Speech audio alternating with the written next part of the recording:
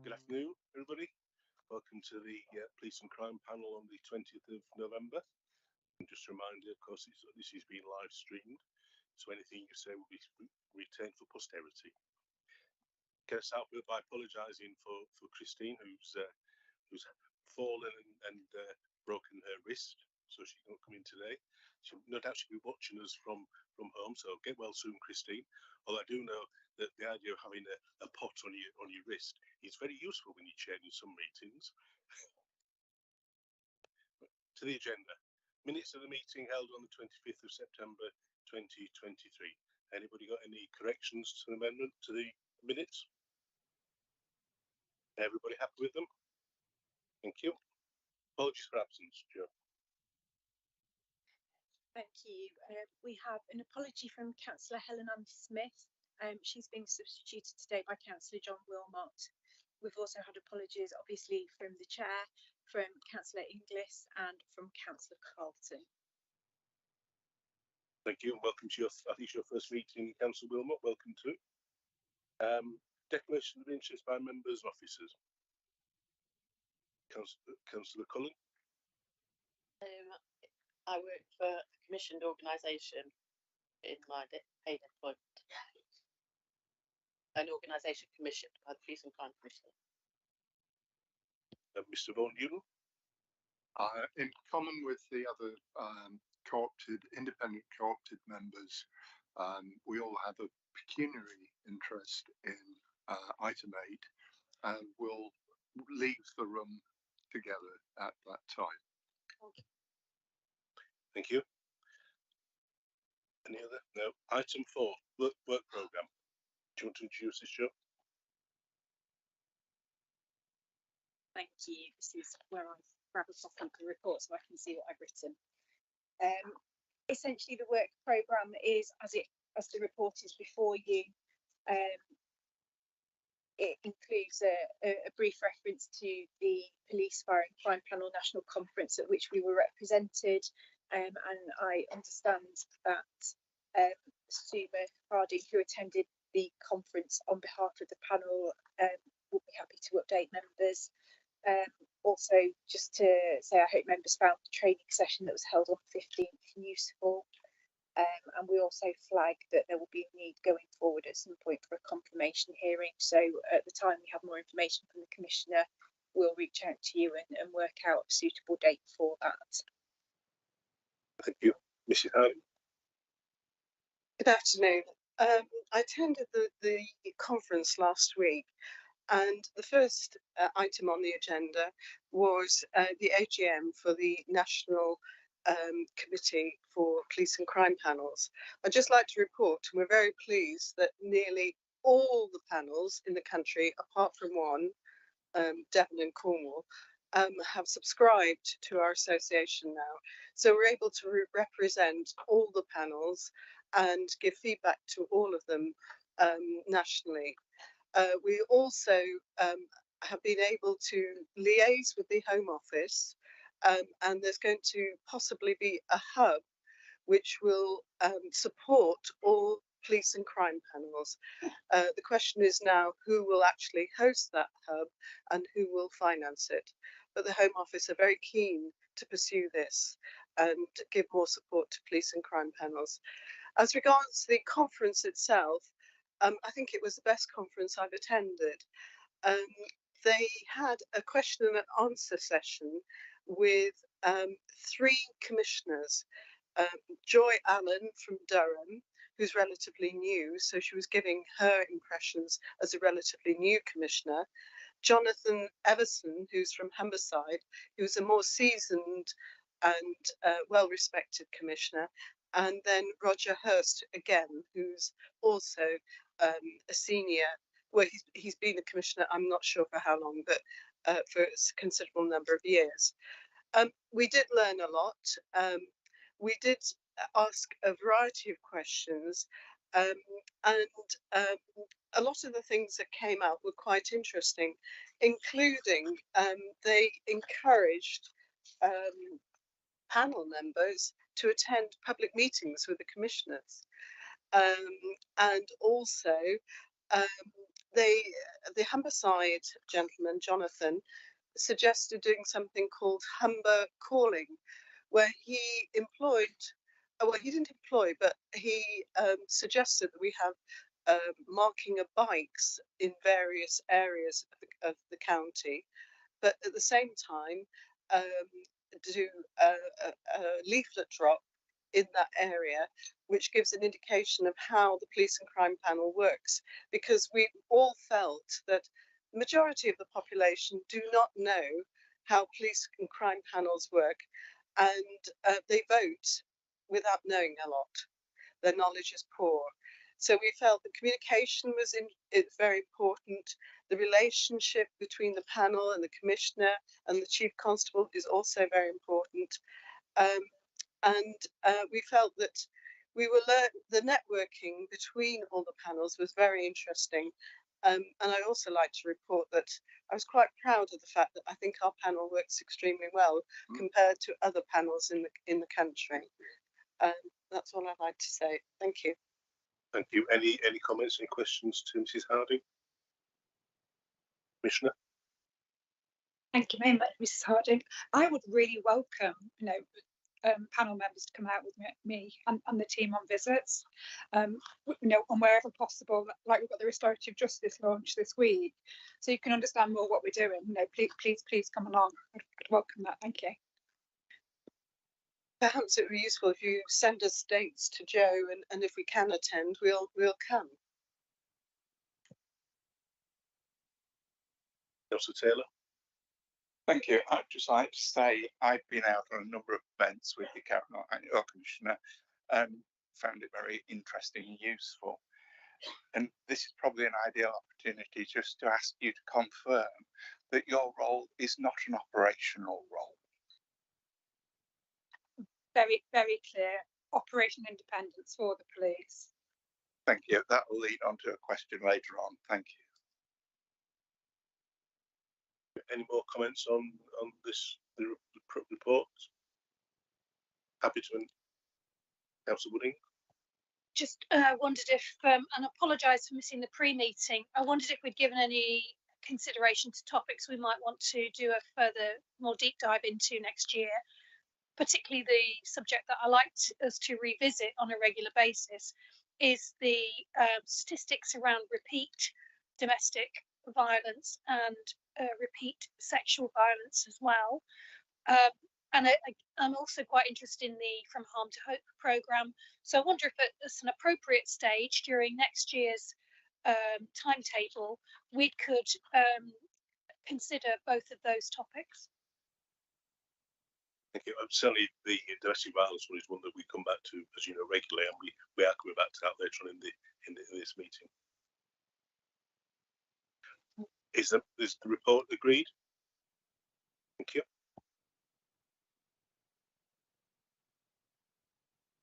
Item 5, Police and Crime Panel Annual Report. And can I just start off by thanking the subgroup for their hard work in pulling this together, and ignore the fact that we appear to have a bunch of reprobates on the front cover. Any comments on the report?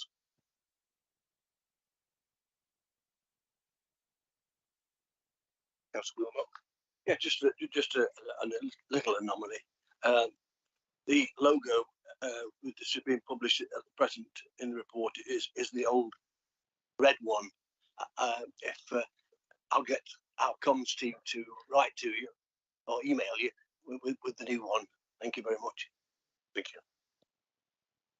More comments? Are we happy to publish the report then as an accurate representation of our work from last year? Thank you. Item 6, Police and Crime Commissioner's Update Report. Do you want to introduce this, Commissioner? Thank you very much, Councillor Ellis. I know you've all had a chance to read the report, but I thought there was a few things that would be really worth just highlighting to you. Starting with steering young people away from crime. If you look at 3.4, we talk about the detached youth work programme. I've got a real interest in this, and I know other councillors may have too. I've actually been out and seen some of this work taking place, and you can see how many people we've already engaged with, and the topics that were discussed were about keeping young people in education, helping them get jobs, steering them away from alcohol and drugs, behaviour management, family and relationships. And I'm absolutely sure from some of those conversations I've heard happen that it's helped people go the right way. I'd also like to touch on 3.9, which is the knife crime in schools guidance. We've done a version for this in the City of Nottingham and also for the county. And we had a meeting with the Violence Reduction Partnership led by the excellent Erica Duran, who I just want to do a little bit of a shout out to, because she's actually been covering for Natalie while she's been on maternity, so she's going to be leaving us soon when Natalie comes back. But she's done an excellent job, and she's really pushed the awareness of the importance of working together and the serious violence duty. The things that were covered at the knife crime launch were improving partnership working and strategic planning, sharing and promoting good practice, particularly in relation to exclusions, managed moves and negotiated transfers. I think we've touched on before that keeping young people in school is so important. Coordinating early help and prevention and improving information sharing. So just moving on then to preventing violence against women and girls.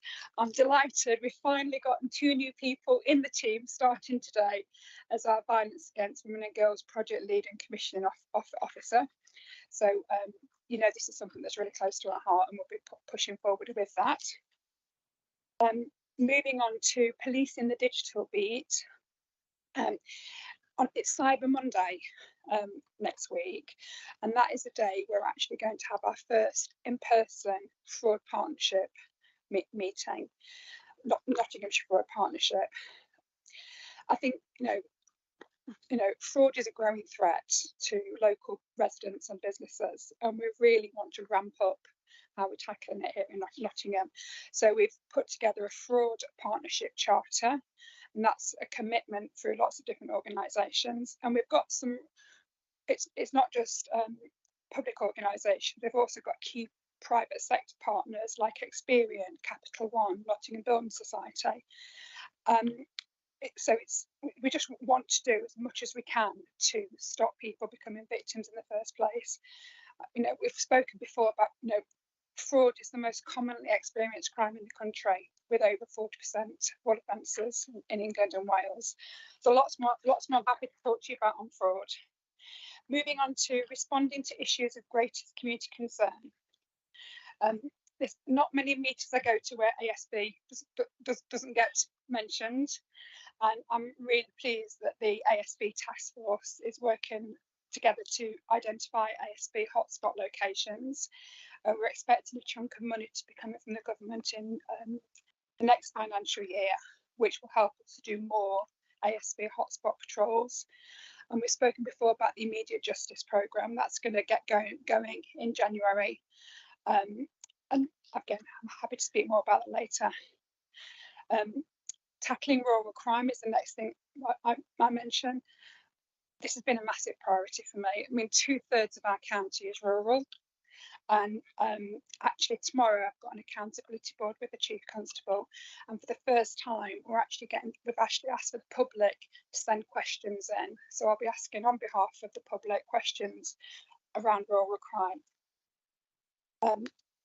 The 3.29, you'll see me talk about Nottingham Victim Care. This is the new commissioned victim care service. And we've also had a launch of Got Your Back, which is trying to make it sound a bit cooler for younger people. We've always had victim care for young people, but they didn't really know it. So we're really pushing that victim care for younger people. And it was really helpful actually when we spoke to the young people about what is the best way for them to reach out to the victim care service. And I was a little bit shocked when I was speaking with some young people, and they were saying that, you know, they don't tend to do calls. I knew that, but they tend to do text or messaging. But one of the ladies, young girls I spoke to, said, well, it'd be quite difficult for me to do a message because when you're in a relationship, you have to share your password with your boyfriend. Like, no, you don't. But you have to listen and have those conversations, because that's just coercive control. But that was picked up as you are safeguarded. I'm sure you can ask me lots about governance and accountability. continuing to regularly meet with the Chief Constable, as you're aware. Moving on to number 5, organisation development. As you're aware, Sharon, our Chief Exec, has left the organisation, and we're prioritising getting a replacement in place. Can I just say a massive thank you to this team who have kept the wheels on the bus. I mean, Gillian, as my statutory officer, has been working her socks off. And you know that Nicola has stepped up to be deputy, was always in a job description, deputy managing officer, but you've had a lot of work to do there, and I've really appreciated Nicola, and also to Dan, who's been doing all the head of paid service deputy work. I'm ever so grateful. How these people serve the community is amazing. Thank you. Consultation and engagement, you'll see I've been out and about quite a lot, and in future I'd welcome people to join me. But what I'm going to be concentrating on in the next few months is just really listening to how people feel about paying their precept. I need to understand the public opinion on that. There's loads more I could talk about, but I want to leave some time for questions. So, is that okay?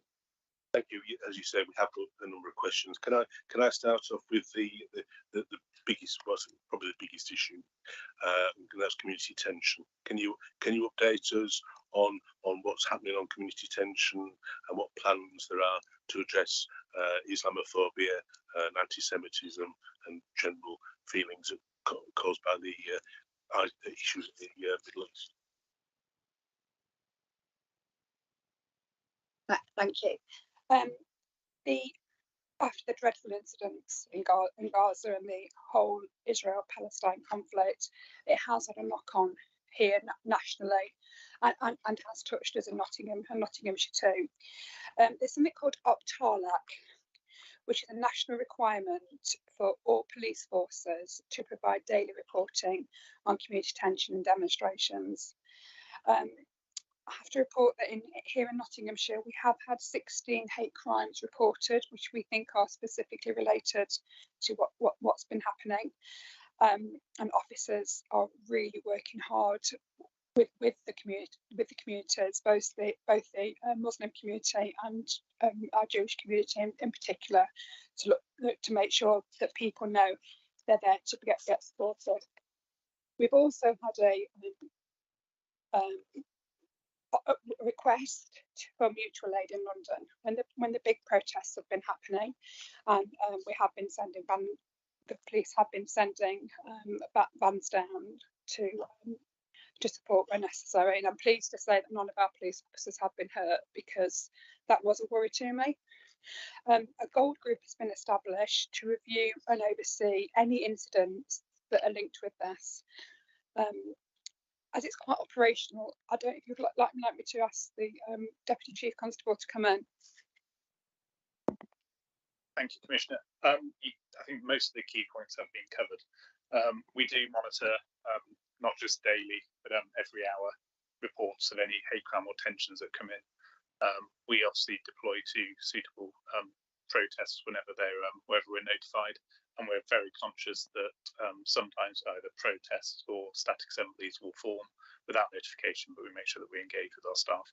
They've all had briefings which have been agreed nationally with all sorts of legal advice through Operation TALAC. But at the moment, say, bar the 16 instances that we've looked at, and probably about 17 now with some sort of developments in the last day or so, the community seem to be not suffering some of the extreme tensions that we've seen elsewhere, and certainly some of the more direct action that we've seen elsewhere.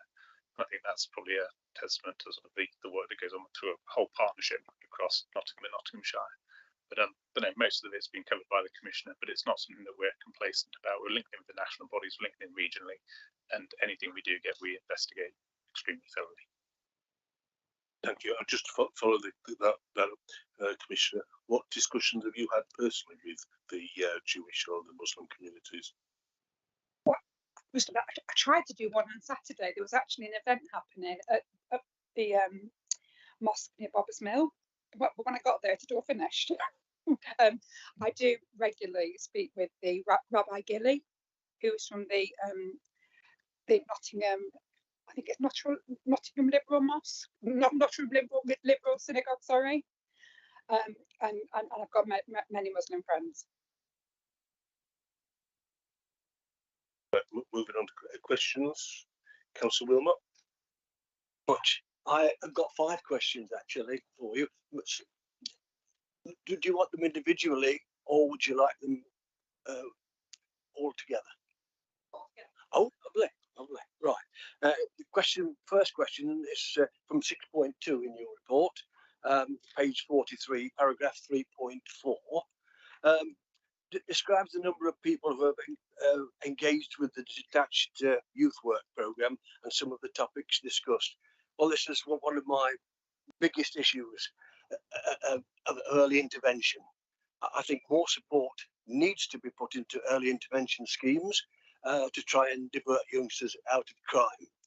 Schools need to be involved, youth centres, children's centres, family centres, all need to be involved, delivering family values and give the families the education they need to find well-paid job opportunities. Some crime does, well, we like to not, does come from poverty, and the only way out of it is the only way out, I feel, of tackling crime and disorder. Question 2. There they come. Is oh, wait a minute. You want the question from the first one, don't you? Sorry. What indication have you been given about the priorities of the new Home Secretary, and what impact do you think you will have on the delivery of the Make Not Safe plan? Can I say that since you were elected, there's been 5 Home Secretaries.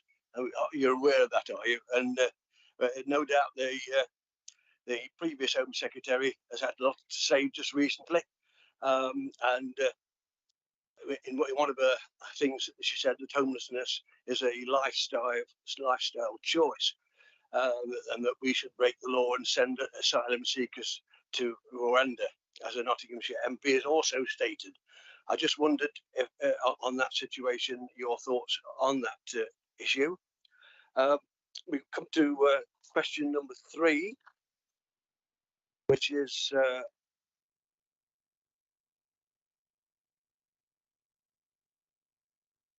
on retail crime. The retail crime has experienced increased national visibility in recent times, as we all know.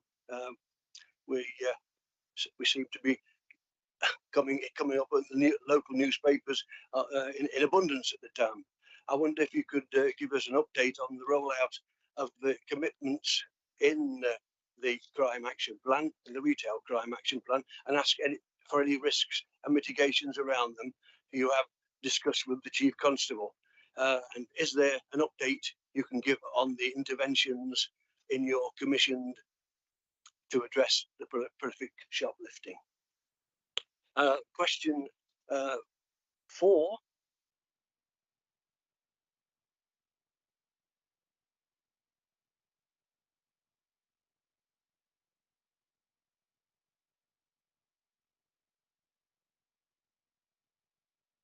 Yes, question 4 is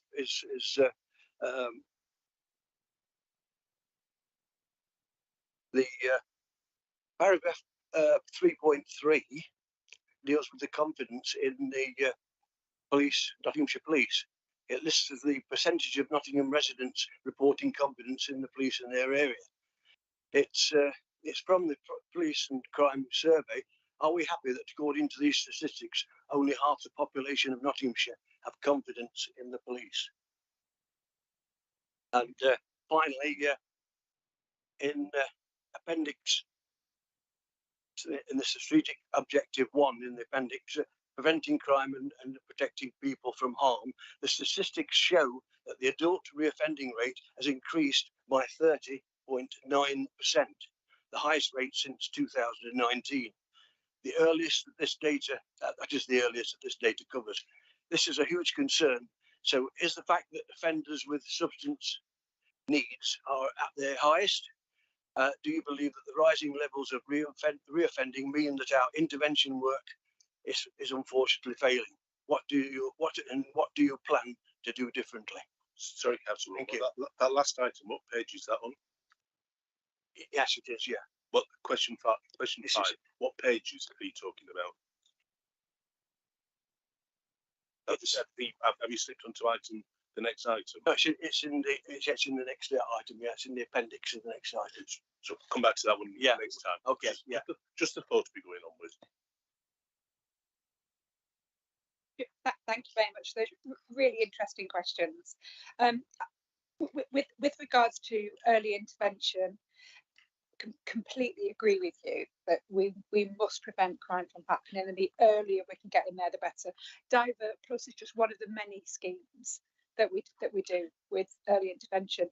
I'm also particularly proud of the work that I've commissioned in schools, the GREAT programme and the toxic relationship programme. We have something called Another Way programme as well.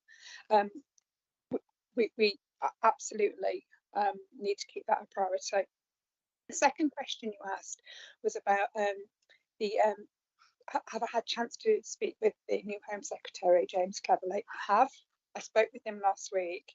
He was only 4 days into his new role and his head was spinning slightly, but I did speak to him about what his priorities were going to be, and he was really clear. It was 3. It was protecting the public, pursuing the criminals, and prosecuting. That was he just kept saying protect, pursue, prosecute, which fits very, very well with my 3 priorities. So I think we're on the same page there. I've not met anybody who's homeless as a lifestyle choice, but just speaking openly. I know there's difficulty sometimes if people are using substances and they can't get into a hostel because of that, but I don't think that's a choice. I think it's an addiction, and I would have a different opinion to our previous Home Secretary in that area. With regards to your question number 3, regarding retail crime, this is a massive area of focus for us in Nottinghamshire Police, because it has massively spiked, not just in Nottinghamshire, it's spiked throughout the country. But I am really proud of the work that we're doing here in Nottinghamshire. I think we need to be clear that, you know, so I've just spoken about people who have issues with substance misuse. 75% of those people who have issues with substance misuse, whether it be drug or alcohol, they feed their habit with shoplifting. And I'm worried that, you know, with the cost of living crisis, I worry that people are more likely to be tempted to buy stolen goods because it's cheaper. One of the initiatives that Nottinghamshire Police are doing is called Operation Motivate. It's called Hot Stuff. It's a bright pink poster. It's going to be released shortly, and it's starting off in licensed premises, where if you buy something that's stolen in a licensed premise, that licensee could lose his or her license. Because sadly, I've spoken to reformed shoplifters, and they have said that sometimes when they shoplift, they go down to the pub to sell it afterwards. I spoke with Inspector, I forgot Ollie's surname. Sorry, Ollie Vale. We've had 2 recently business action days where they're concentrating on helping businesses to protect their profits. And actually we had a reformed shoplifter who had, bless him, he'd had a horrendous backstory, but he completely turned himself around because he'd been through offender what's the project Zeal called, Nicola? Offender to Rehab programme, where he was able to get himself clean and to give back to the community. This gentleman's called James. He actually now goes around and he speaks with shops and tells them if he was still shoplifting what he would do, and how he would so they can protect their profits basically. We're doing a lot of work around shoplifting, and actually they're also doing something where with Shopwatch. I'm going to give us the big hand story. I'm sorry. There was a gentleman in one area who they didn't know his name, but he had really big hands. His nickname was Big Hands. So when he came in on the shop watch, Big Hands is in town. But it meant that they could link all his different offences. They put Big Hands offences together, and actually he got a custodial sentence because it wasn't just one little crime. He'd been coming in and doing everybody. And I'm hoping that because he's got a custodial sentence, hopefully that gives him time to get clean as well, and perhaps he changes his life because of that. Loads I could say on shoplifting, and there's lots more we're going to be doing too. You touched on confidence and policing. Should we leave that? That's from our okay? as well. Yeah. So we'll leave that until the next time and look at their comments. Just she hasn't answered the retail situation. What I was asking you is that I've been out into the retail trade, been a retailer myself for over 40 years, and they're saying that when they are contacting the police, that they're not getting a response. Can somebody give me the reason that they're not getting a response? Thank you.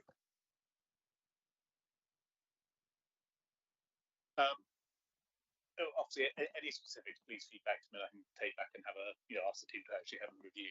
But in terms of our general overall approach, we take all calls with a 909 or 101. They go into our control room. We do what's called a Thrive risk assessment. So that looks at threat, harm, and risk, investigative opportunities, vulnerability, and then any sort of evidential links we can have. If somebody is phoning up to say that they've had some items missing from a shelf, for example, so therefore we know they've been stolen, but we don't know anything else, that will tend to be investigated by our PRIM team, so over the telephone, remotely. If a shoplifter's detained, or there's CCTV, or they've got other names of other people, that will become an investigation opportunity, and either our managed incident team will deploy, one of our response officers will go. Clearly, if a shoplifter's detained, we treat it as an urgent response, and we attend it. So I'm not aware of any times we would say we don't do with any response for shoplifting. As in we assess them, we grade them, and we deal with them accordingly. In terms of training, we've fully got the highest positive outcome for shoplifting. Certainly in the region, one of the best in the country is at 20%. We do a lot of work around the sort of police national database, so the facial recognition software that we have available in terms of retrospective investigations. If we have CCTV footage, we will wash that through the PND. We also do a lot of other work, as the Commissioner said, around those series offences, because shoplifting is increasing significantly. There are also quite a small number of people who commit quite a lot of those offences, so we're tying those series together to put people before the courts. And even if there's not a custodial sentence, what other civil remedies can we put in terms of banning from certain areas, or certain use of some of our tagging sort of software and other different parts to stop them and prevent them from reoffending? So like I say, I'm not aware of any times where we just simply wouldn't respond. If there's investigative opportunities, we will always respond. If it's a case of I'm reporting a shoplifting, so it, as in because I've been asked to, we will then record that usually over the telephone, but we'll only deploy if there's investigative opportunities or obviously if someone detained. Does that answer your question? It answers the question, but I mean, the real question is that, but with how you're carrying on with the situation, are some of the offenders getting away with it? Because it is it's a start of major crimes, small crime, medium crime, large crime, and it just, if they get away with the little bits of stuff, then it goes right to really offending serious crime. I don't think anybody can disagree with you on that. Can I just follow up the retail question? You mentioned in your report, Commissioner, about violence against shop workers, which is a big concern of Usdaw. Have you had some involvement with the Usdaw's campaign on that? I have, because at the moment it's how the violence against shop workers is actually logged. It's not always clear. So when the case goes to CPS and gets to court, we need to make sure that it's really clear that was aggravating factor. Because I mean, these shop workers do not go to work and work right throughout COVID and expect to get attacked.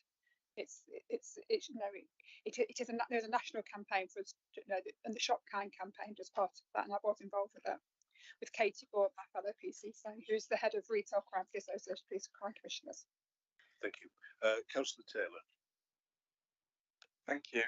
You mentioned ASB, and I would like the hotspots. I'd like to thank you for joining Newark and Sherwood's ASB summit, a multi-agency summit that is working really well together and has seen a 10% reduction in antisocial behaviour in August and a 9% in September. So it's really working. However, the reason I asked you about whether you were operational is on Thursday evening, there is a meeting being held by the MP in Newark, in which I have been put forward to go on the panel as the portfolio holder for public protection. And I'm being told I'm being refused to go on the panel because I'm not operational. You are not operational and you are allowed on the panel. The only common theme is that you're a Conservative Party elected representative. The MP is a Conservative. He appears to be playing politics with one of the worst issues in Newark at the moment. And what's even worse, he's dragging the police in. I am going to that meeting on Thursday and I am going to attempt to sit on the panel. However, I might be refused.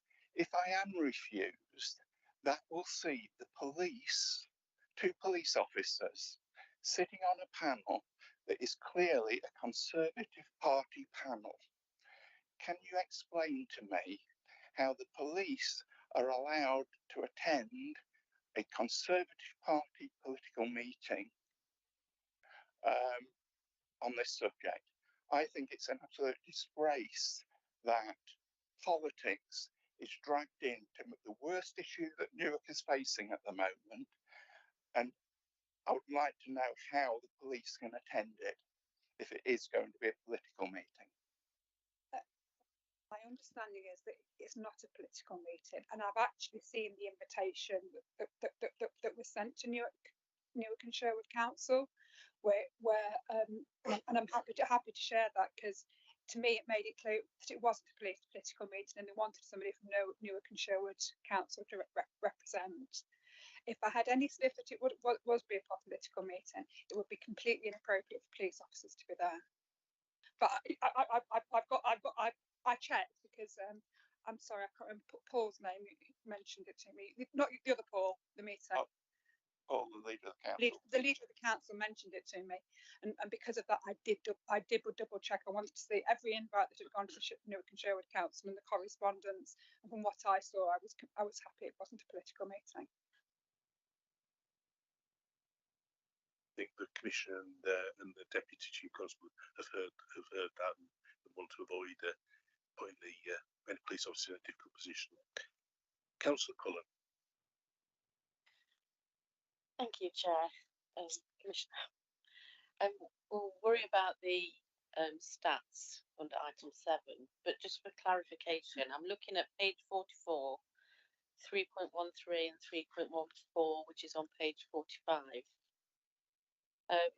And can you confirm for me, because it's not specifically clear from this report, that the statistics in 3.13 are all and entirely based on the statistic of 10% that's in 3.14, meaning that 90% of women and young girls are not protected, victims of domestic violence are not protected. Can you confirm that those statistics are based on the 10%?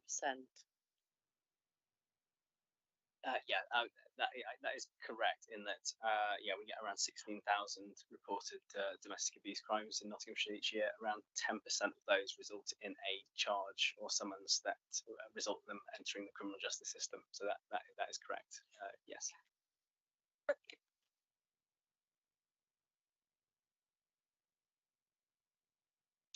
Sorry. I think that's different to saying that 90% of people aren't protected.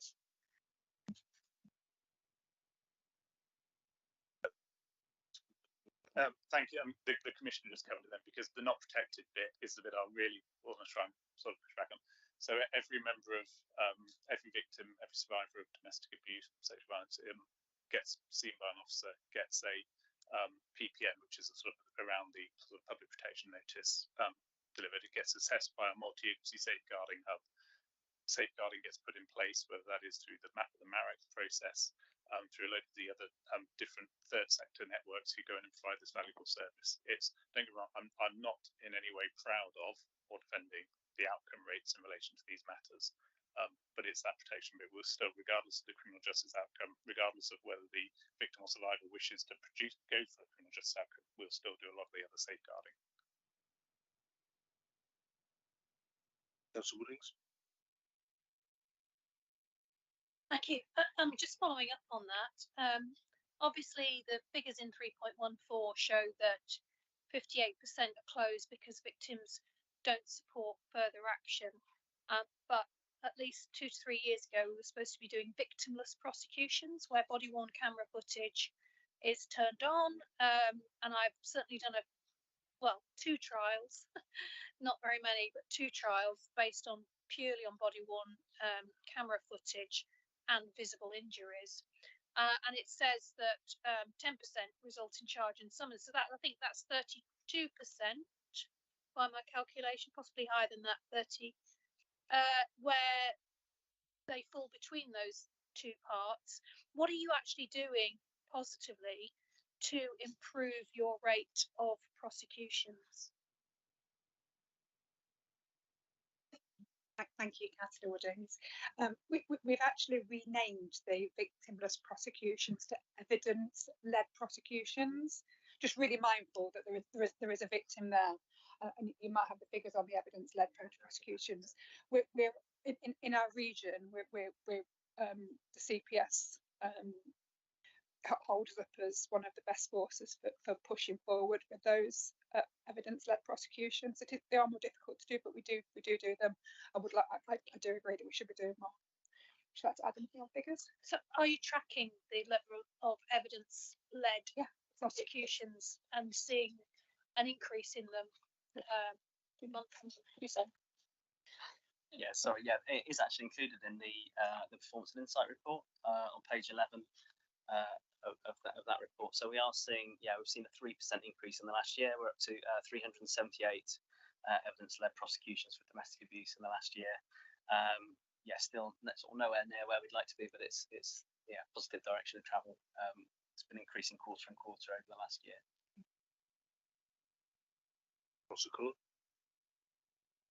Sorry, thanks, Chair. I'm just struggling. I'm struggling with the stats just because I just wanted to check what the 58% was. The 58 is the 58% of 100%, or is it 58% of the 10%? Just to check. Okay. Thank you. Sorry, can you use your mic? Sorry, it's 58% of the 100%. Thank you. Mr. O'Neill. Thank you, Chair. Moving to the decisions of significant public interest forward plan, the second page of it refers to 2.17, February-March, women's and men's specific cautions greater than £250,000. I've been knocking around this area for many years, and I don't think I've ever heard about women's and men's specific cautions before. Can you enlighten me at all, please? Yeah, so the Commissioner's already got some female specific cautions in place. That's been in place for a number of years.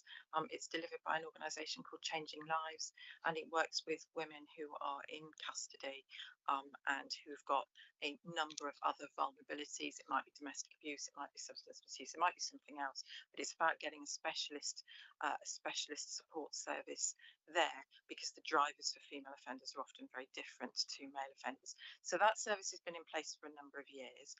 As part of the discussions that we've been having with the force around the new out-of-court disposals regime, which is coming soon, it has been delayed several times. We've been having discussions with the force about, well, what other out-of-court disposals could we put in place, particularly around chaotic male offenders?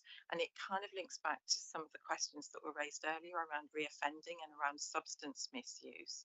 So one of the things that can sometimes happen is that it can be difficult for people who are arrested when there has been a substance use driven offence to engage with treatment services. And one of the things that we're starting to look at is potentially, could we use an out-of-court disposal to engage with those offenders in a different way and get them into treatment, because if they're in treatment, the offending reduces. But it's really early days. We've got to do some market testing, and that's why it's there for the new year. We're also have been waiting for some time for the new out-of-court disposals regime and a kind of a go live date. So we're going to look at it in the new year. Okay, thank you. On the 6th of September, you approved a spend of £64,000 for districts within community safety partnerships to complete community engagement initiatives to support compliance with the serious violence duty and support the 2024 strategic needs assessment, which needs submitting to the Home Office by the 31st of January next. In your role overseeing the implementation of the serious violence duty, please tell us what you know about engagement that has happened to date and plans for future engagement. Do you have areas that cause you concern? And if so, is there support that can be provided by panel members to help move things forward? And what confidence do you have that the strategic needs assessment will be ready to be submitted by the 31st of January? And what can you do to ensure that partners have opportunity to review the strategic needs assessment before its submission in a way that is more meaningful than the partnership agreement, which was not shared with partners until the 31st of March 2023, before the submission deadline of the 31st of March 2023. Chair, If you just hold on before you answer that. I'm going to withdraw because this is the commission report. Just to be on the safe side.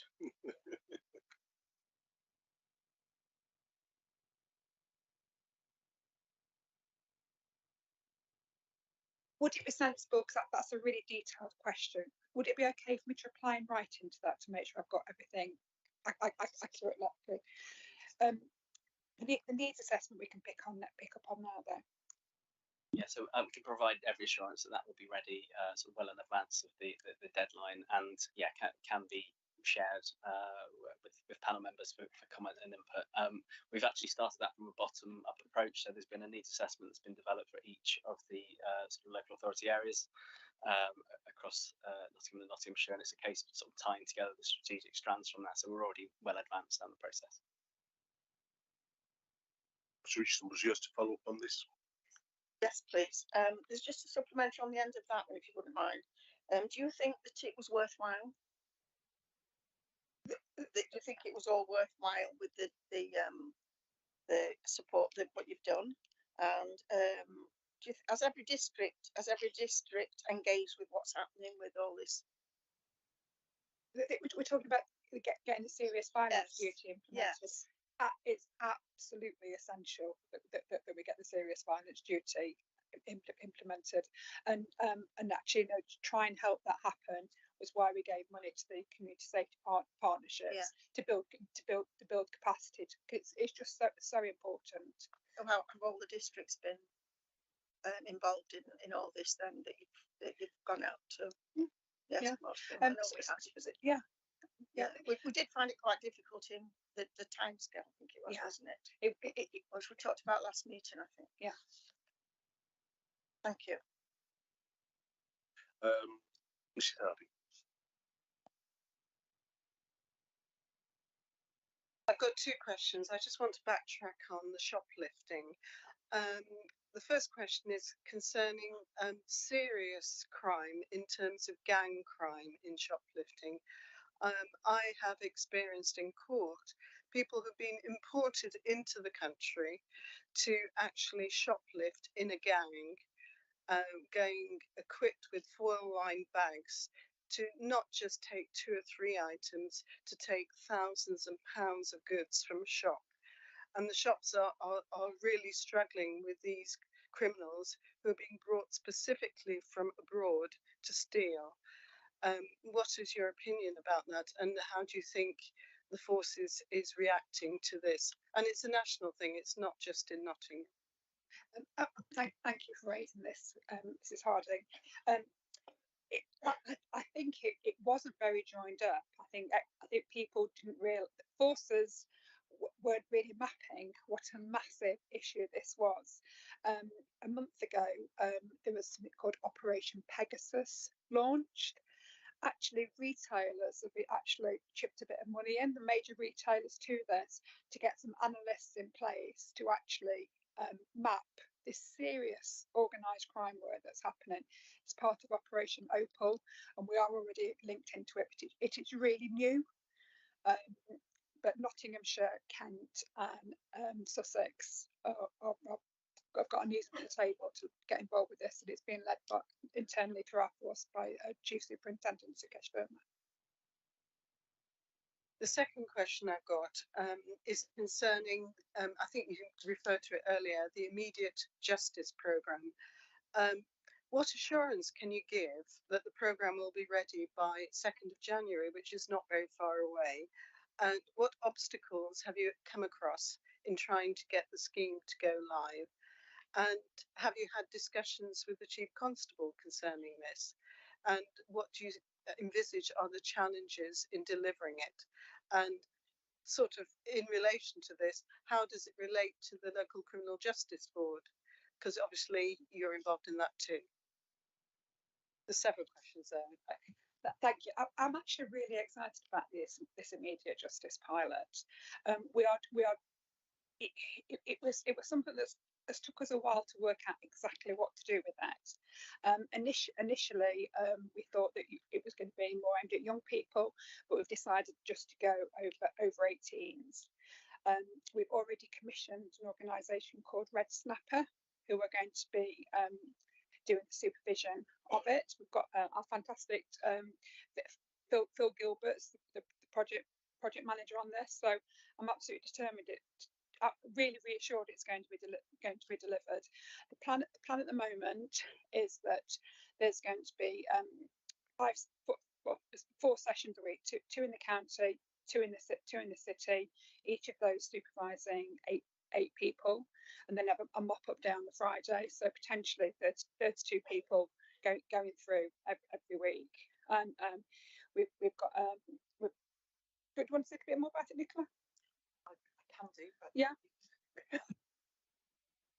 I think you've got it. But yeah. So in terms of readiness, the 2nd of January is not very far away, but we have been working on this for some time, and we are confident. Red Snapper's in place. Lots of discussions have been had with the force about putting additional resources into the force around triaging and supporting ASB, and discussions have been had with partners. So we're confident. We're confident that we will have a service up and running. And my understanding is, and I think you were at the meeting, that at a national briefing, they were really impressed with what Nottinghamshire was putting forward, and in some ways I think we've benefited from the slight delay, whereas others leapt straight in.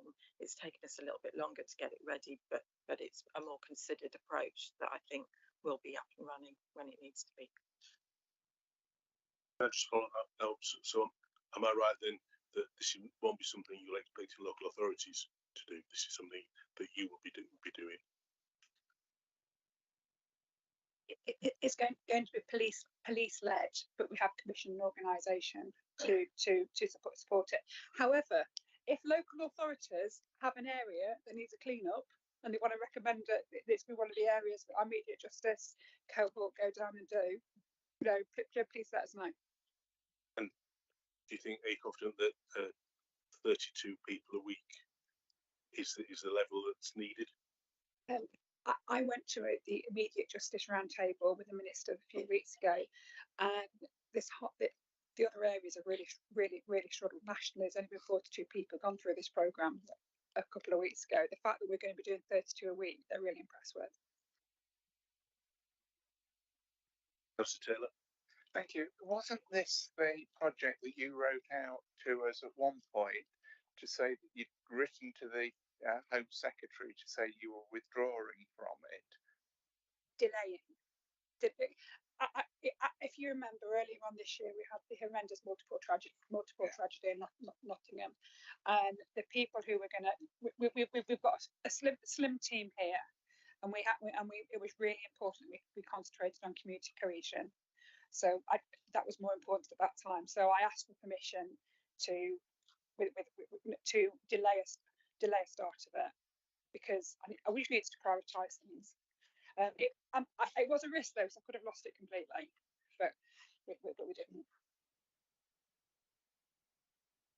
Councillor Trono. Thank you, Mr. Chairman. Thanks for the report. May I just please ask for a little bit of clarity on the comment on 3.20, the antisocial behaviour task force.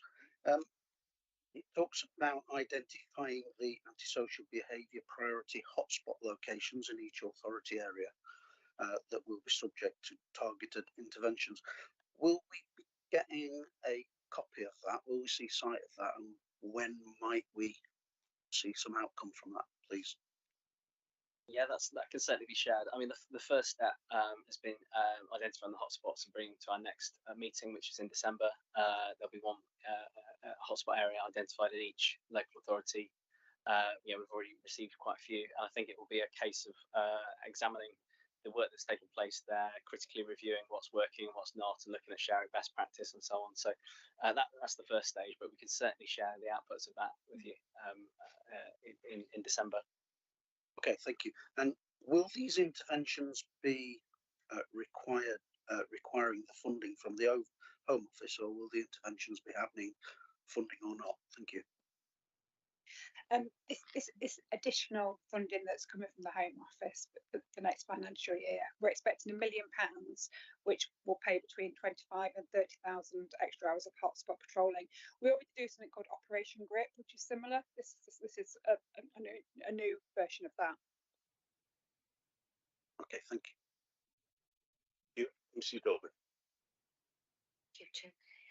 Commissioner, I've got a few questions about the organisational developments. Firstly, could you update us on the current position of your recruitment for the new chief exec, where you are with that?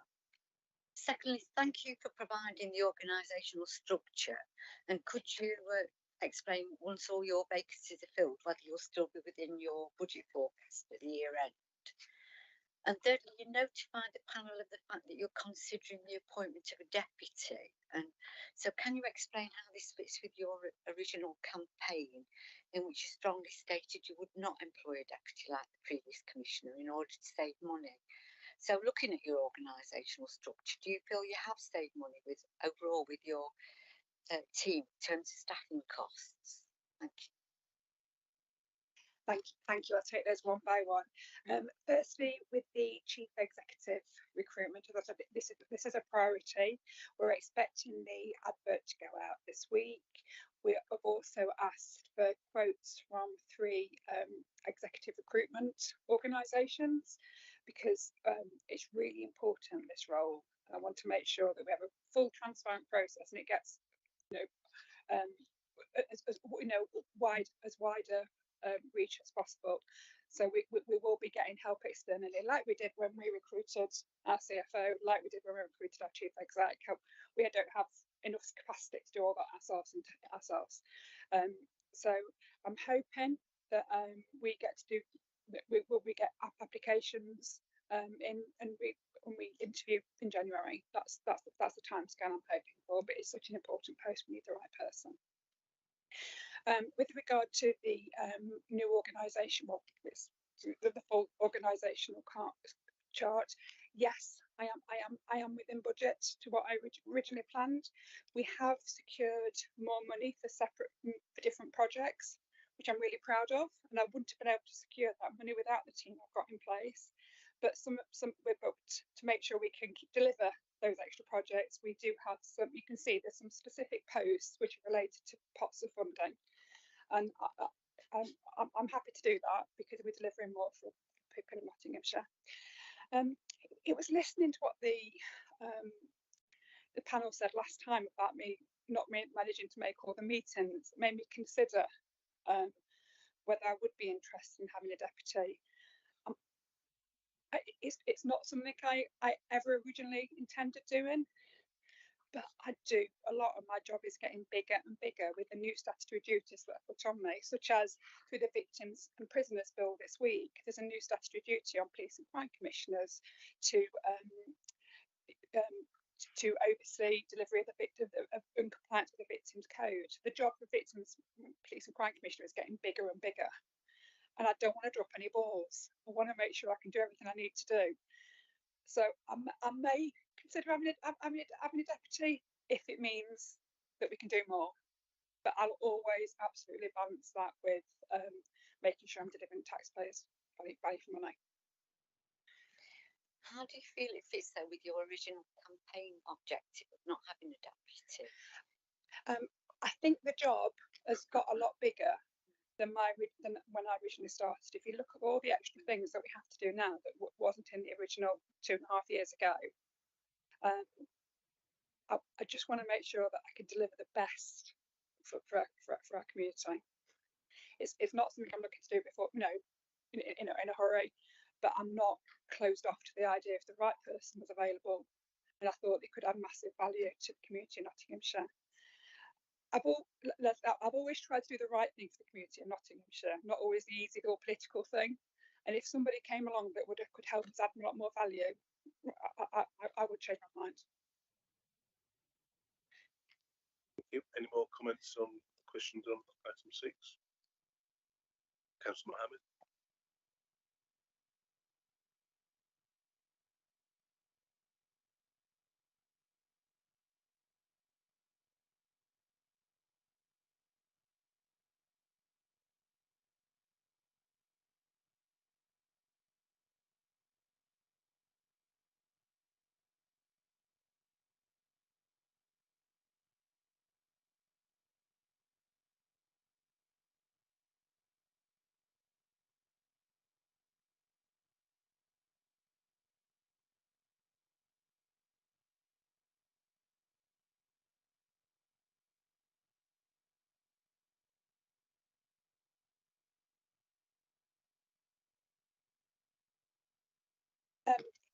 If you actually look at the posters we've put together for the new Got Your Back campaign, we've got a girl in a hijab, we've got a mixed race young man with the most incredible afro.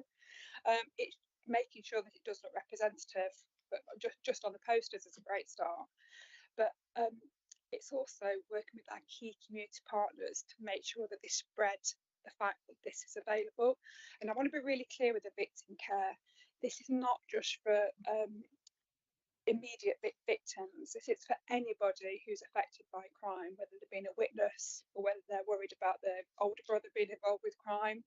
This is a trauma-informed therapeutic service that's available, and it's free and it's available. So please help us spread the word about this Got Your Back. And also, we need to be really clear that this is an independent service that is completely separate to the police, and that's really important. It sounds a bit geeky, but apparently there's been because your microphone was off, nobody heard the question. Can you repeat it for the broadcast, please? My apologies to everyone. I did press the button. Probably not hard enough. I should have had 3 shreddy reads in the morning. The microphones, other microphones were already on. That's okay. Right. My apologies. So I asked the Commissioner regarding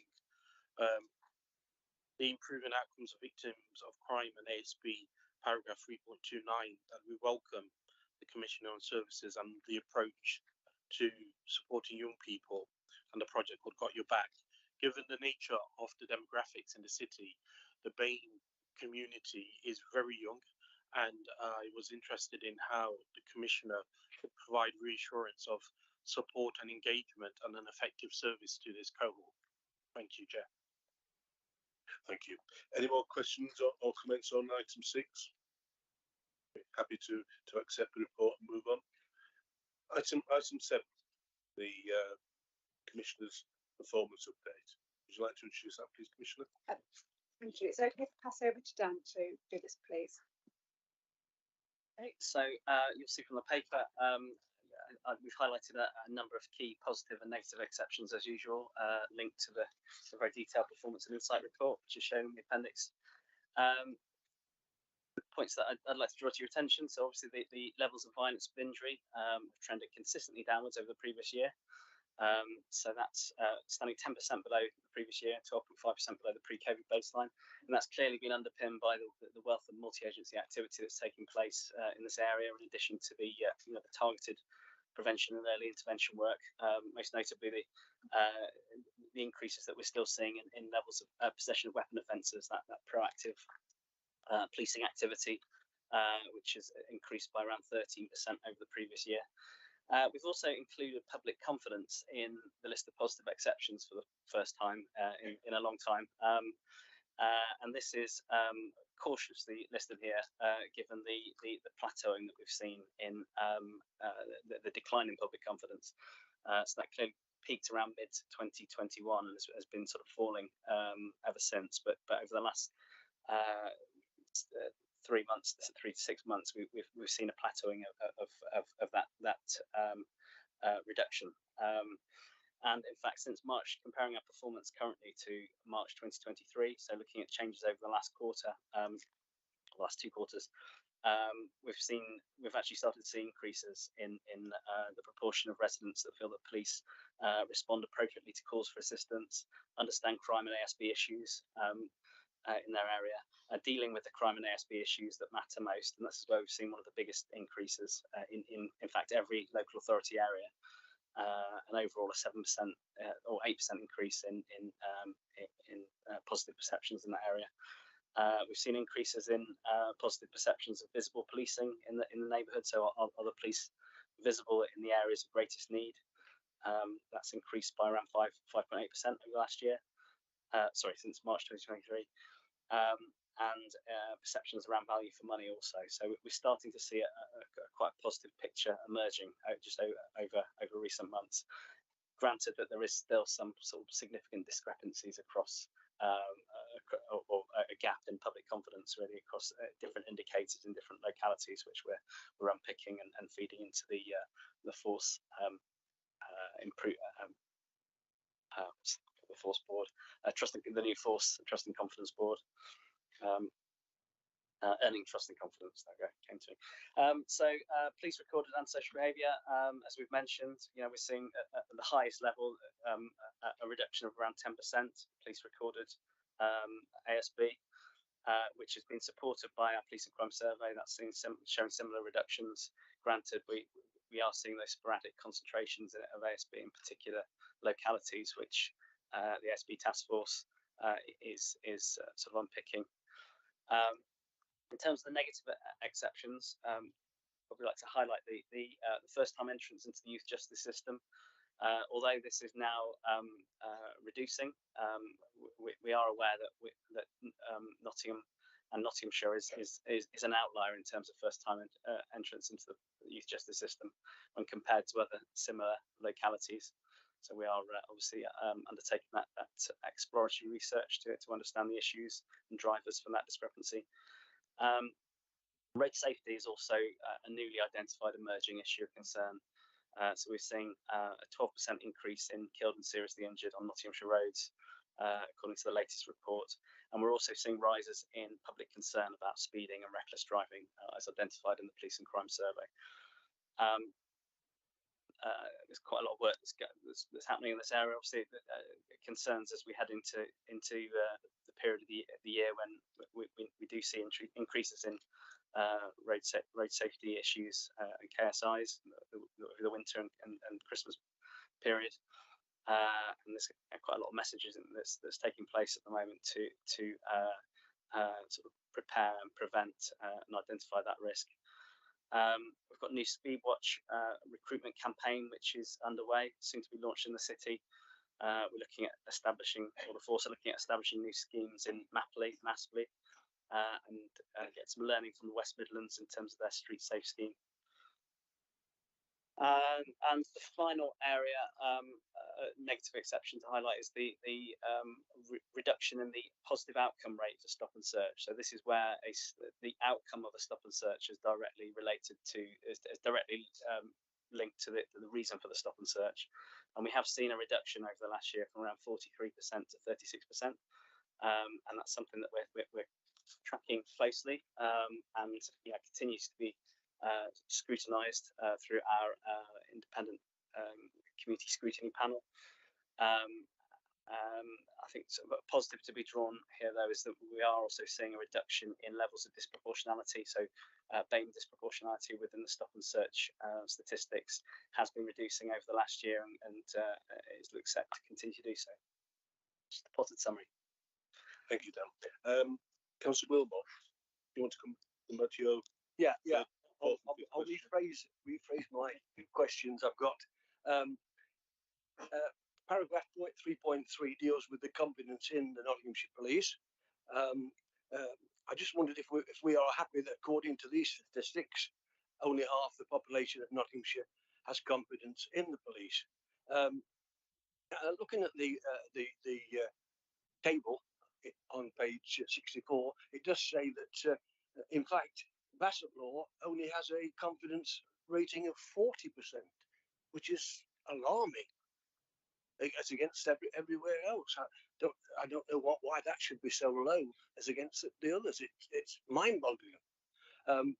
Also, can I say that Ashfield, of course, is 49%, and South Nottinghamshire, although it's showing 51%, that's 10% less than it was 3 years ago. That also must be very, a situation where it needs to be addressed. There's no doubt about that. So do you genuinely believe that these results actually capture the strength of feeling across Nottinghamshire? Because how many respondents were there by borough and district? Because that's essential. If we need that information, or it's pointless, all the statistics. If I was to walk down Upwell Town Centre now and ask shoppers, I'm afraid I fear the answer would be entirely different to what these statistics show. Now, all of us have said, the panelists have noted the differences in confidence in the police in each of the districts. We see that. The performance table shows differences in confidence in different groups. Some of the reasons for deteriorating confidence doesn't seem to be borne out of by the data provided. For instance, confidence of females when compared to males appears to be higher. And the confidence of people from minority ethnic backgrounds seems to be higher than white British, where confidence of males has been higher than females. The difference is marginal. So is it possible? Can you please help us unpack what the data is actually saying and what it means in the wider context of trust and confidence, including the information that has previously been provided to the panel? Why do you think some of these differences exist, and what analysis have you commissioned to understand this? My second question is from the appendix. That's the strategic objective 1, preventing crime and protecting people from harm.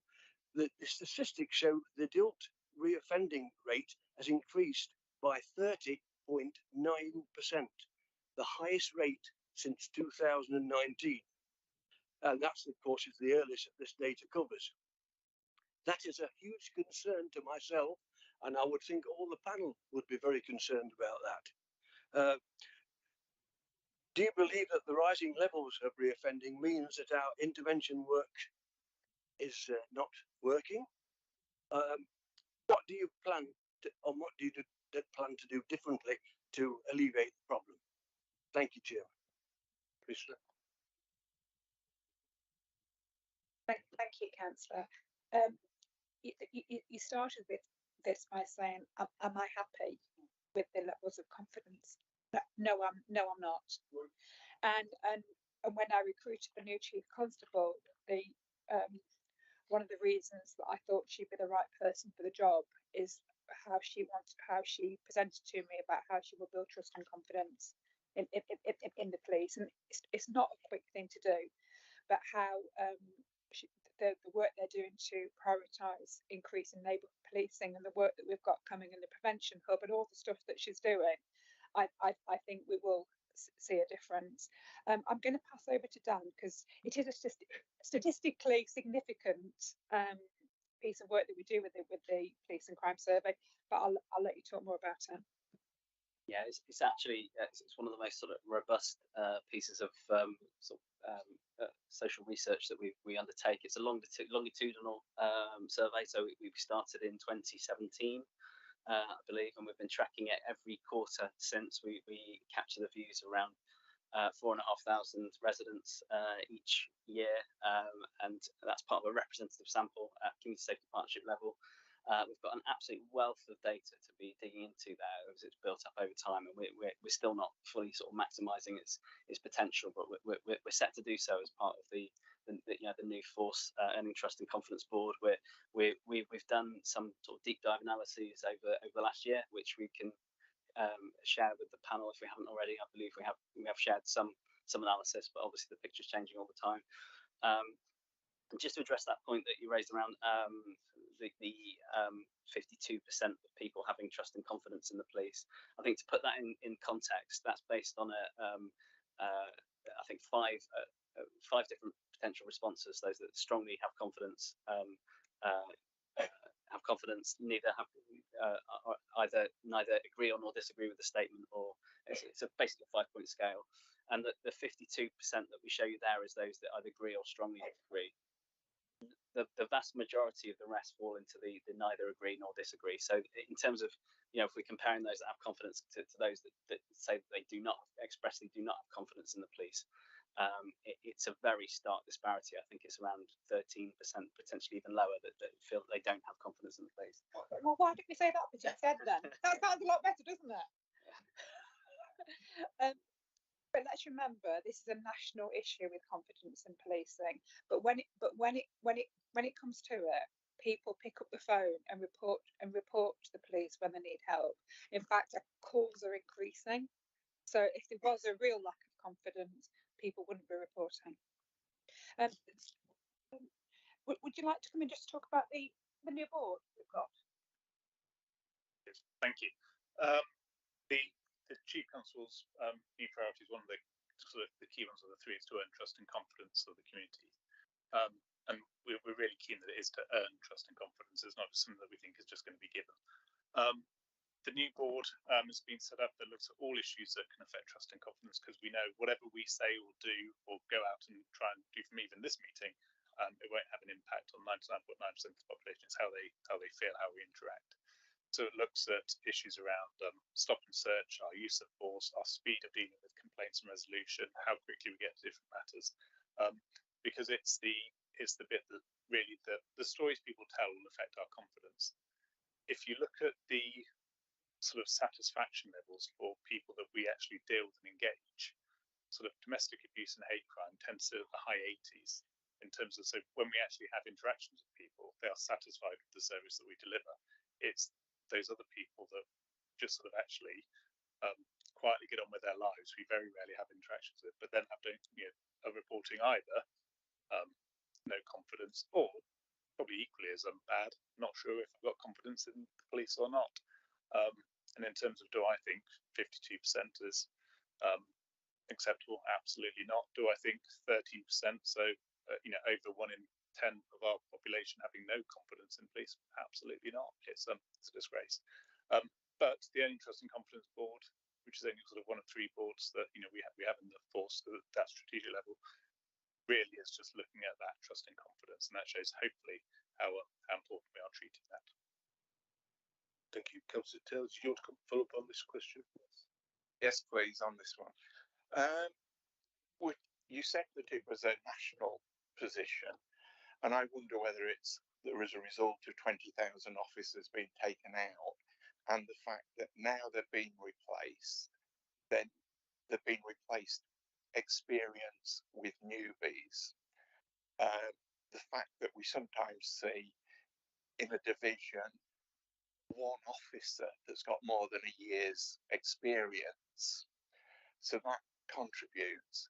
But I was wondering whether you look at police officers' confidence in the service, and actually whether you could produce some data on how happy they are with some of the things, because there's a range of things that I believe police officers aren't even happy with within the force, and getting that data would be really helpful as well. Thank you, Councillor Taylor. The police do survey their police officers and staff. If you'd like to come in. Thank you. We do it every year. We have sort of what we call our wellbeing survey, but it approaches all sorts of different issues, as well as throughout the year going and having sort of staff networks and engagement with staff. You are right. There's a significant number of young officers within the force at the minute. That's not a bad thing. As in, ideally, we'd love to get people out of the box, ready, fully trained up, fully equipped. But obviously, we are recruiting, we are training, we're getting all these people ready. It does take time, but it's a problem that we're quite willing to take on, because a lot of the young people who are coming in, understand things a lot better than I won't say we do. Certainly, I can say from my side, I do. As in, it's just a different way of thinking, different skills, different abilities, and they're doing us a fantastic job. So really, really welcome the additional officers that we've got through, whether it's uplift or just actually replacing those new ones. We will start seeing that sort of level off in terms of the experience. They'll get more experience, and we'll get newer ones come in. But as somebody, I was in their shoes once, and like I say, it's they'll become good officers, and they're already good people. Thank you. I wasn't criticising inexperienced officers. I was saying the loss of the experience by getting rid of 20,000 has considerably contributed, and we need to support them by getting their opinions and learning what they're unhappy with at the moment, because there is quite a bit. Thank you. Councillor Richardson, did you want to come in on this one? Yes, please. Thank you, Chair. Looking at the figures, obviously Bassett Law is the lowest in this, as your gentleman said, Councillor. Why do you think that is compared to the rest of them? And what would you think you would be able to do to make those figures a little bit higher and have confidence? Because as a councillor talking around wards, which I go, and I have got a little bit of a rough place in one of mine, they don't report much either. So we have to make them report, well, not make them, but ask them very nicely to report incidents, because they're very reluctant, because they don't get anything back. So I think a lot of that is not trusting police to do things like, go out to see them if they've had a burglary or something like that. The older generation, like me, they go out straight away. You never get a problem. They're there on the dot as soon as somebody reports it. But we have difficulty getting people to report a crime. So I'd like to know what you think we could do to make that better, apart from getting them to do that themselves. Now, speaking to officers, when we talk about whether they're happy or not, generally when we speak to officers in the town, if I'm in town in Workspo, Retford or any area, then they are happy doing their job. They love their job, but the only thing they do not like is having to be taken off the beat because they've got to put somebody into custody. And then they'll say, we're missing for 3 hours because of a report to write. But generally, obviously, they want to do the job. It's not a problem, and they are very good. We don't see many PCSOs now that we used to see, so I don't know why that is. But my main thing is, what can we do to make people feel aware? Thank you very much, Councillor Richardson.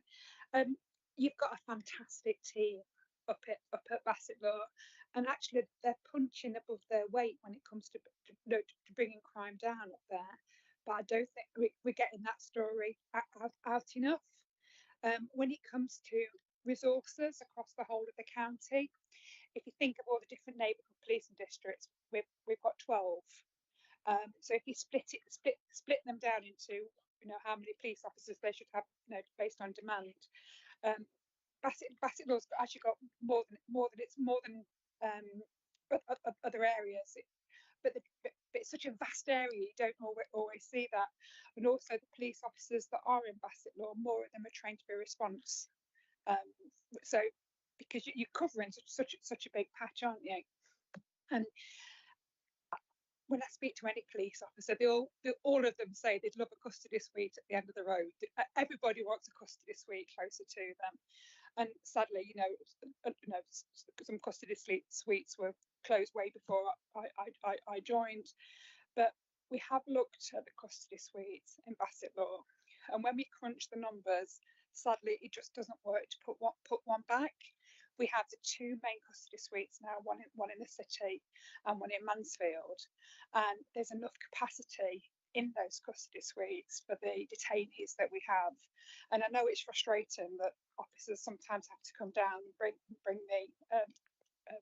those that have arrested to Mansfield normally. But it's actually a better value for them to do that than to set up a new custody suite up in Worksop or anywhere in Bassett Law. And because when you have a custody suite, you have to have so many people working in that custody suite. It's you have to just make the money work. There is occasions, if there's an operation happening, that rather than the officers bringing somebody they've arrested down to the custody suite, you do actually get the prisoner handling team to go out and get those that are arrested.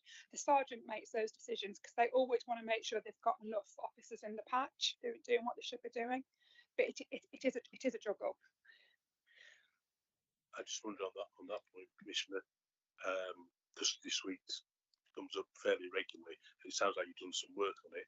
I'm just wondering whether you'd be able to bring a report to the panel. You've given some anecdotal stuff there. Whether you'd be able to give us a bit more detail to it. Actually, Councillor Ellis, I did actually write a letter because I had a question sent to me from a councillor in Bassett Law. So I did actually write a letter, and I gave that to did it come through to you, Joe? Yeah. Yeah, apologies. We have had the letter from the Commissioner which was copied. It wasn't clear whether it was for circulation to the wider panel members. Not aware at what stage it is with Bassett Law, but more than happy to share if that's acceptable with you, Commissioner. I mean, I think it's not necessarily not just a Bassett Law issue, although they are concerned about it. I know there are other areas of Newark's concerned about it. I think the information in that letter might be helpful because it does talk about the cost benefit analysis. So if you circulate that letter, and then we'll look at it, and if we feel we want more information, we'll ask for more. Then, yeah. Right, Councillor Mohammed. Thank you, Chair. Two questions, if I may, Chair. The first is regarding stop and search, paragraph 4.5. I'm really worried about seeing the reduction in positive outcomes. It's taken, over the last couple of years, it's been one of the main justifications for the numbers and the positive outcomes of our stop and search that's being held as a real outcome. So I'm really worried, therefore, are we really just seeing an increase in stop and searches that lack reasonable grounds? What else is the real explanation, or is a justifiable explanation in the reduction of positive outcomes?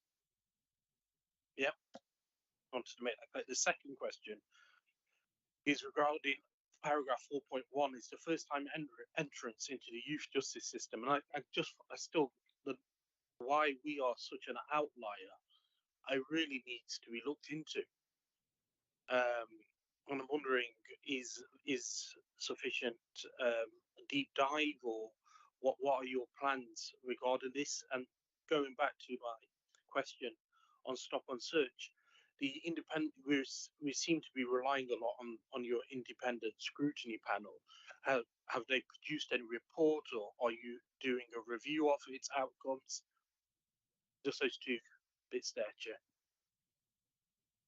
Thank you, Councillor Mohammed. Talking about stop and search first. Yes, there has been a decrease in positive outcomes, but we're still very high, actually. You know, comparing with our regional forces when we do the stop and search. I think it's a third of people have something on them, don't they? Yeah, 36%. 36% still are carrying something that they shouldn't be.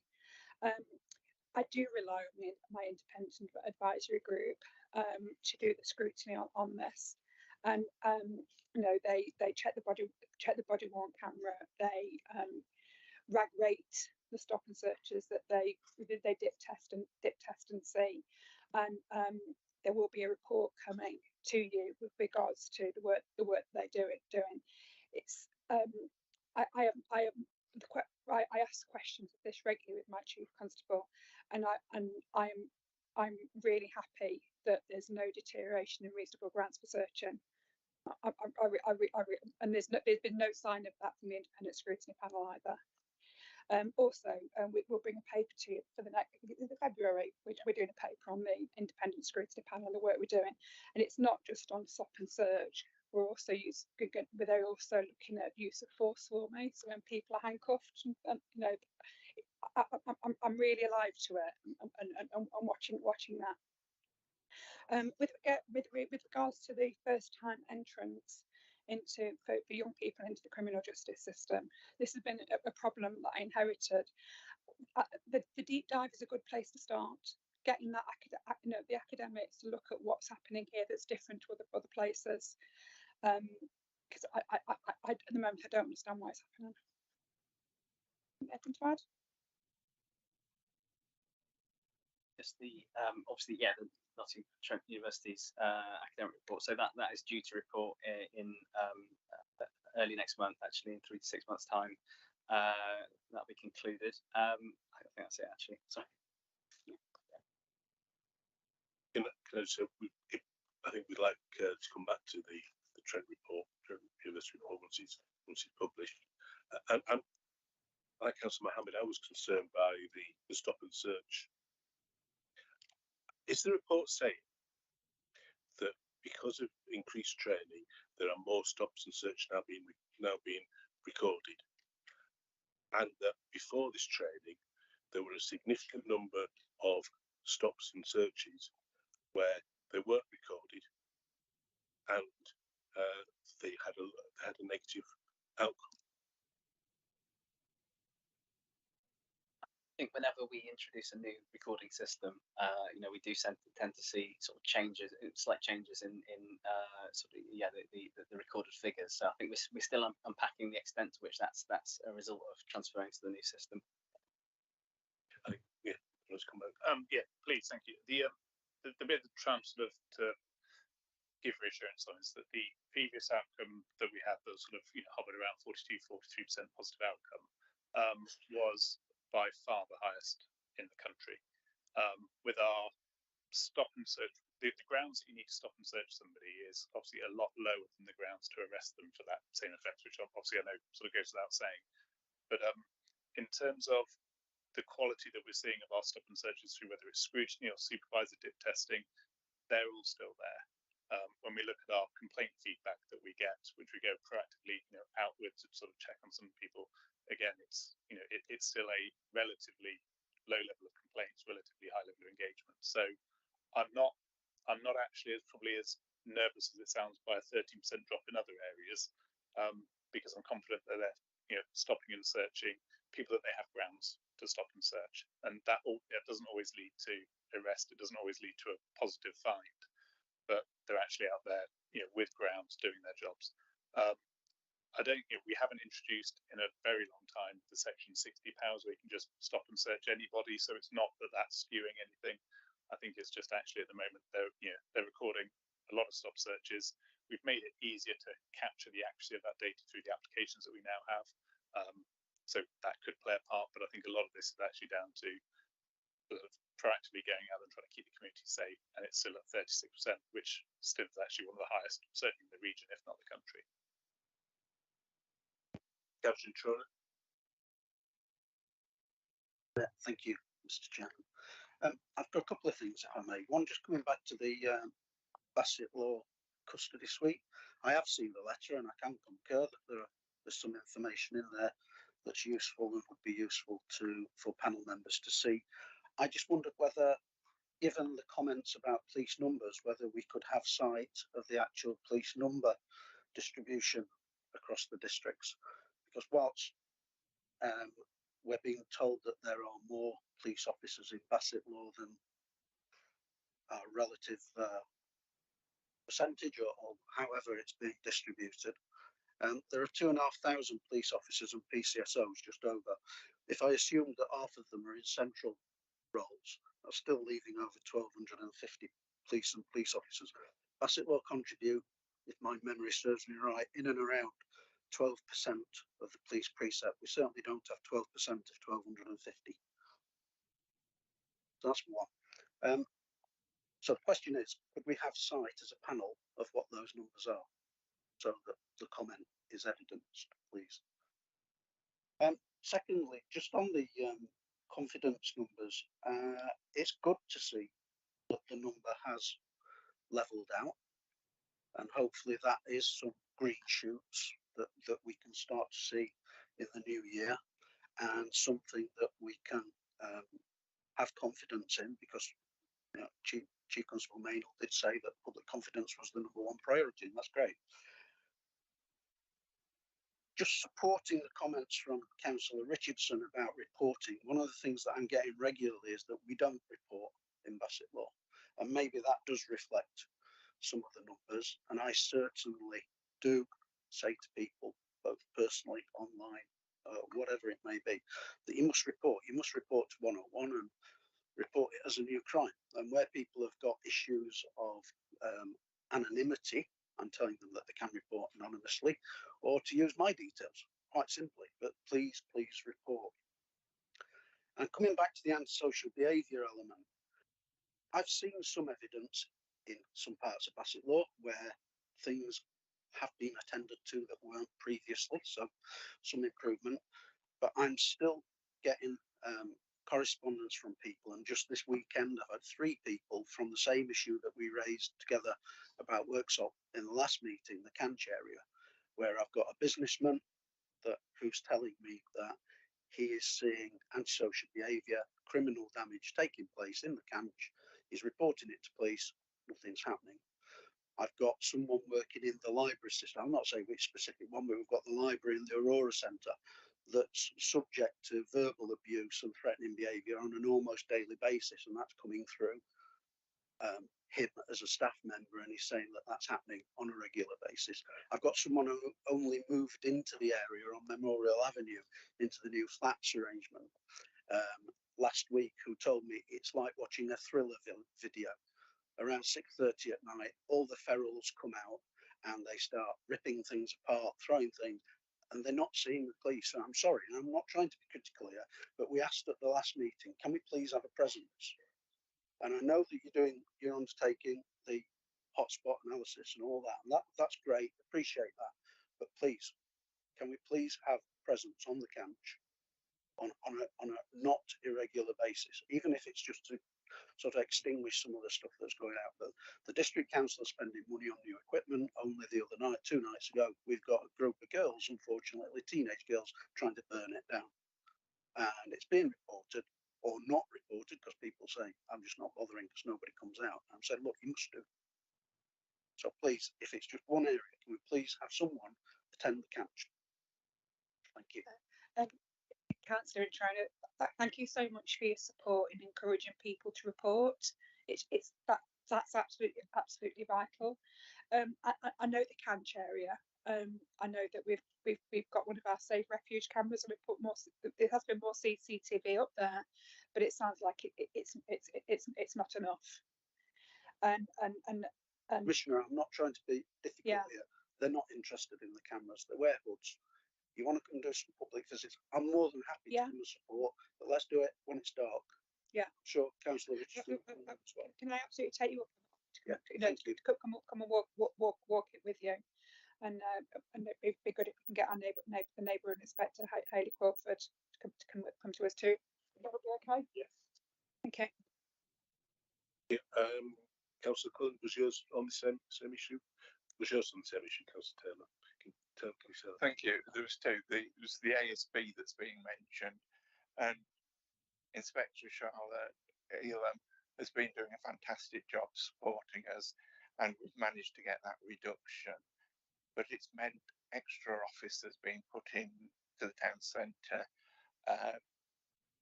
on overtime, and I'm concerned that it won't be long before that's pulled. And I don't believe that Newark's getting its fair share of officers, and I've made that clear to you already many times. But also the custody suite issue, which I'm going to bring up again, because whilst you talk about money, I talk about public safety. And I know that the officers now don't arrest people anywhere near as easily because they've got to spend 3 or 4 hours driving them to Mansfield and back.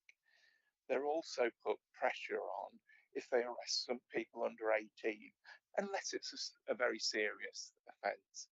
Things that previously, when Newark had a custody suite, people would be taken in and it would help to discourage offending. They no longer are. It has to be, the barrier has to be higher.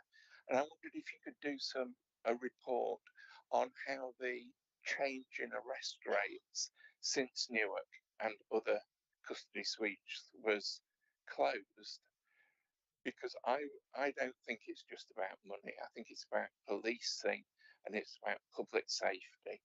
And having a clothing store instead of a custody suite is not really helping public safety.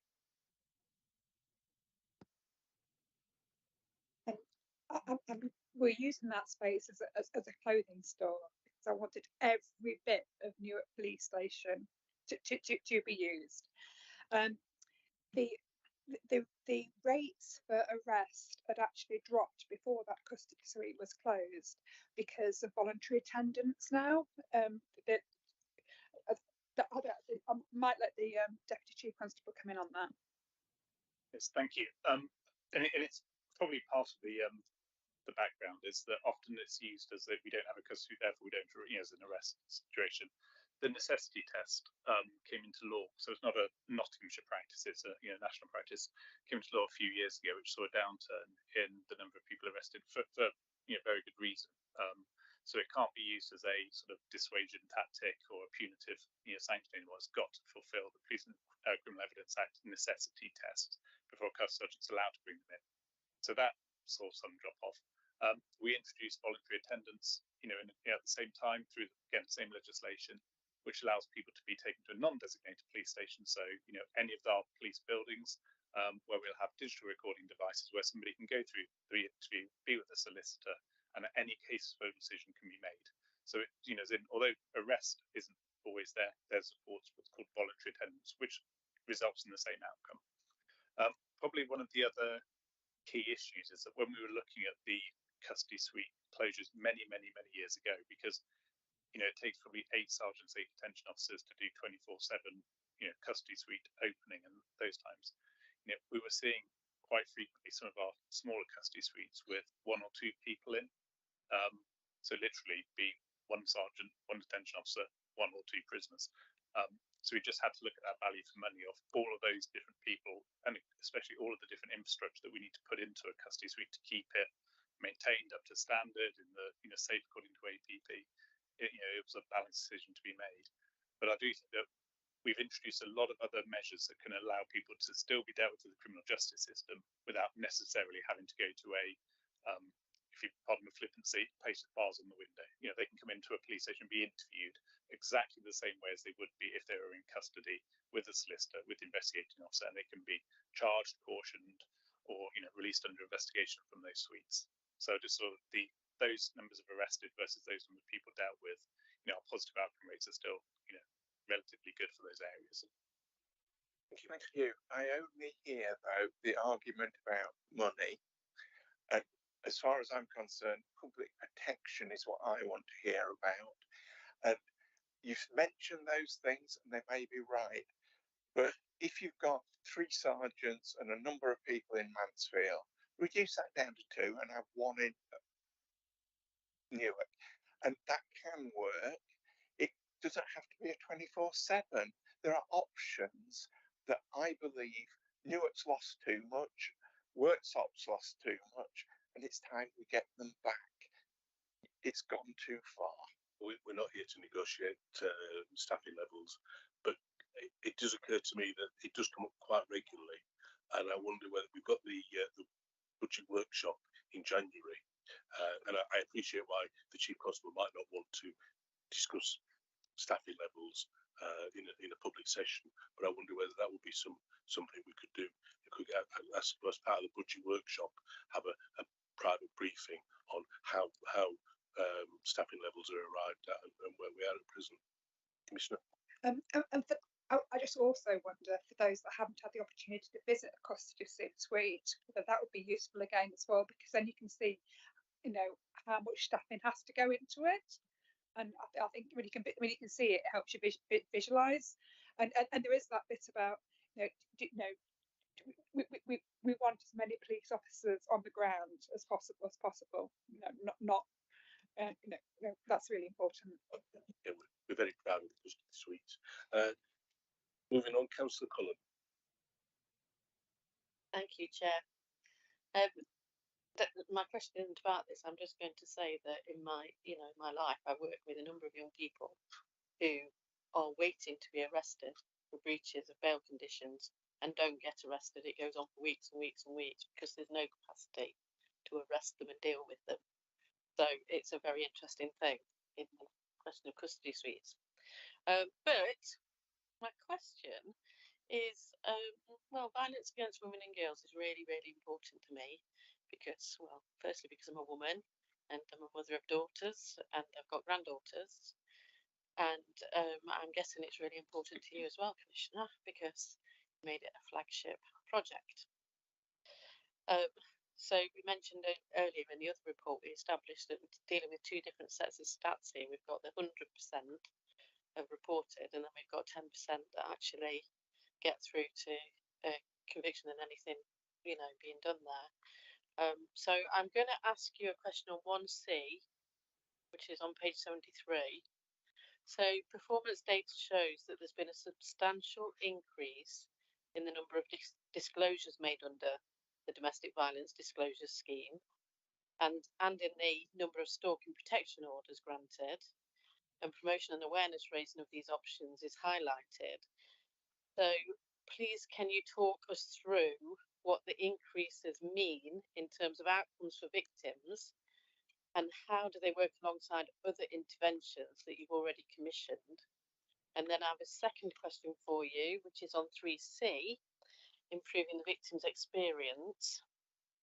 And in the report, it states that trends in offences closed via outcome 16 will be monitored to assess the significance of trends. So at this point, to what extent is this a matter of concern to you? And what reassurances have you had from the Chief Constable about the reasons for the trends?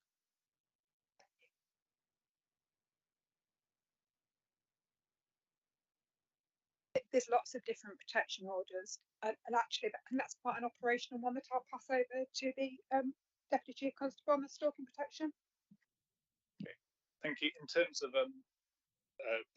there's a number of different orders that we can now look to obviously invoke, and it probably goes back to the earlier bit around what we can do to protect people, because we don't always need a criminal conviction to hang a stalking protection order off.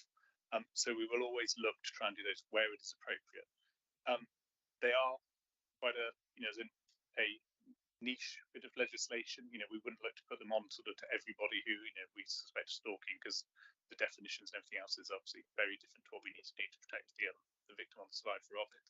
But we will look to do them where it's entirely appropriate. We have a very good legal services team working with East Midlands Police Legal Services, and we are one of the more proactive forces to try and get those orders in place. Likewise, we encourage a lot of our notifications, so through where we can actually have victims or new partners, new people in new relationships, and to actually do their tests on the new partner to see if they're actually subject to previous criminal convictions or previous stalking orders. So that can assist us again in trying to prevent that harm. But it is something that we do push.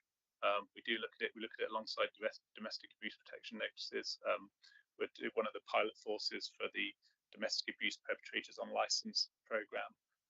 So we do try and step on the front foot, try and do all we can through civil orders or criminal orders to try and prevent people from causing more harm.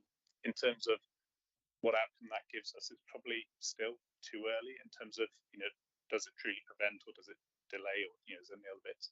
But like I say, we do enforce any of those breaches very, very early as well. Councillor Cullen, if I could go back on the second point, which is outcome 16, which when the victim doesn't support it going further, it is going in the right direction. It is dropping. We're down 6.3% from last year. We've got a really how we tackle violence against women and girls in Nottinghamshire, we're actually looked at as one of the better forces to do it. How we work with all our partners too, and then there's definitely much more of a focus on making sure that the victim is protected, and the focus is on the perpetrator. And even things like getting the data off a victim's phone. We've invested, so we've got a digivan, which means that now imagine you've had an horrendous incident happen to you, and then police want to take your phone away for months while they get the data off it. That doesn't happen now. You can get the digivan can go in that they can get the right bit of data off that phone within an hour or so. We've invested in our new SOC to make sure we get absolutely best evidence. We have the Borg strategy, which is driven through the force, but also we've got our own Borg strategy, which is focused very much on prevention and supporting the victims too. It will always continue to be a focus. Next year we're doing a conference to make sure we can help get best forensic evidence. It's going to be a regional conference. We've got the biometrics commissioner coming up to it. There's loads more we need to do on this in this area, because it's shocking how many victims there are. Councillor Williams. Thank you. I was going to raise a point about the repeat victims of domestic abuse. And as I say, later in the year, next year, I'd welcome a bit more of a broader report and understanding as to what measures we're putting into place. Obviously, you have to compare kind of like with like. We had 34% in 2019, reduced down after COVID to 33 1/3, and it's now 33%. But when you look at the crimes being reported, it says 16,000, which suggests that more than 5,000 women and girls and other victims of domestic abuse are having it happen again. So it's really to understand how you're going about monitoring the effectiveness of the measures that the police and our services are actually doing as far as intervening in those as far as they're concerned. And I just wanted to come on to the concern about the reduction in confidence in the police. I was just having a look at the abandoned call rates for 101. Now, I appreciate there's very slightly higher percentage of calls being abandoned. Actually, it's slightly more than the 0.4% more, because they're actually, the call centre must be absolutely knocking it out of the park, because they're taking 20,000 plus more calls this time round than they did last year.